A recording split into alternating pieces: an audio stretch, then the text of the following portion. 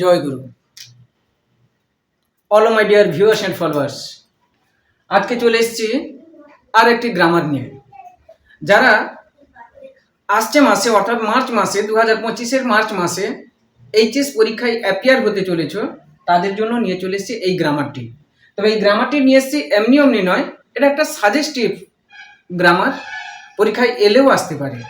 বুঝিয়ে দিয়ে এবার কি দিয়েছি প্রশ্নটা না, the women said pick up my pocket book boy and give it there. The women said pick up my pocket book boy and give it hair.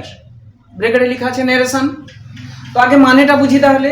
The women said, মহিলাটি বললেন, pick up my pocket book boy, বাবা আমার এই pocket বুকটা তুলে দাও, বাচ্চা আমার এই পকেট বুকটা তুলে দাও, অ্যান্ড গিভ ইট হেয়ার, এবং এটিকে এখানে রেখে দাও।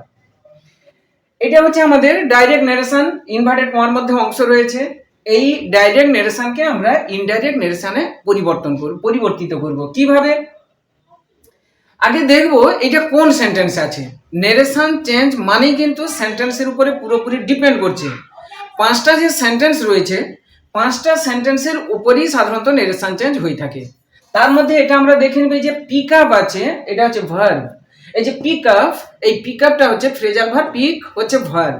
কোনো সেন্টেন্স যদি ভার্ব দিয়ে শুরু হয় তাহলে সেটা হচ্ছে এখানে অপটেটিভ, কিন্তু ভার্ব দিয়ে শুরু মানে মনে রাখা প্রয়োজন আমাদের কি ইন্টারোগেটিভ সেন্টেন্স। সেটা হচ্ছে VS VO নতুবা V+S+O। এটা কিন্তু তেমন নয়। এটা pick up my pocket book, আমার পকেট বুকটি তুলে দাও, এটা অর্ডার দেওয়া হয়েছে, এখানে সাবজেক্টটা উজ্জ্বল রয়েছে, যদিও এই জন্য এখানে কমা দিয়ে বসানো আছে। তাহলে কাকে বলেছেন এই কথাটা? বয় অর্থাৎ ছেলেটিকে, এখানে সাবজেক্টটা উজ্জ্বল রাখা হয়েছে। তাহলে তিনি কাকে বললেন? না ছেলেটিকে। কেমন বললেন?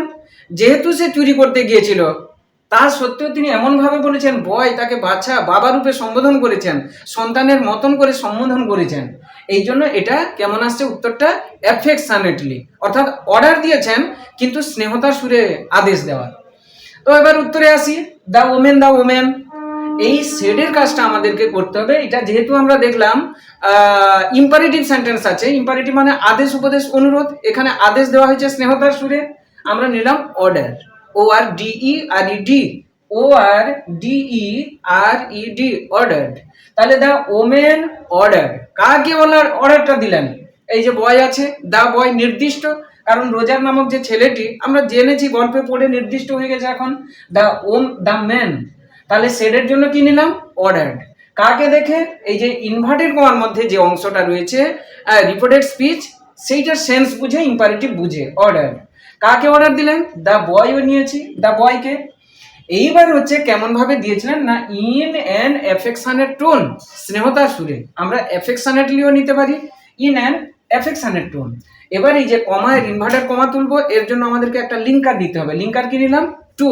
এর জন্য একটা যে লিঙ্কার নিতে হবে, লিঙ্কারটা আমরা নিলাম টু, কারণ ইম্পারেটিভ সেন্টেন্সে লিঙ্কার নিতে হয় কমা ইনভার্টেড কমা তোলার জন্য টু। এবার হচ্ছে পিক আপ, এখানে যেহেতু সেট আছে এটা পিকড হওয়ার কথা, কিন্তু পিকড হবে না। কেন না? টু আছে।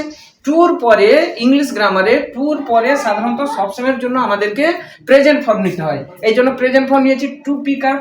এবার বলছে to pick up my pocket book, আমার পকেট বুক। আমার মানে কার? তার। কার? মহিলাটির। এই জন্য মাই থেকে বসিয়েছি her, to pick up her pocket book and give it, এই যে হেয়ার আছে, হেয়ার থেকে there, give it here, here থেকে দেয়ার, তাহলে গিভ ইট। তাহলে উত্তর কি এলো না, the man order the boy, এখান থেকে ওমেন, তাহলে আমরা নিব women. The women the women order the boy in an affectionate tone to pick up her pocketbook and give it there. Dear viewers and followers, আশা করি বোঝাতে পারলাম। কোনো দিক থেকে যদি উপকারে লাগছে এবং আমি বোঝাতে পারলাম, তাহলে বিশেষভাবে অনুরোধ রইল চ্যানেলটিকে সাবস্ক্রাইব করার জন্য। একটা লাইক দিলে খুবই ভালো হয়। কোনো কিছু জানার ইচ্ছা থাকলে কমেন্ট সেকশানে কমেন্ট দিলে আমি সাথে সাথে চেষ্টা করব রিপ্লাই দেওয়ার জন্য। আজকের মতন তাহলে আসি, বাই।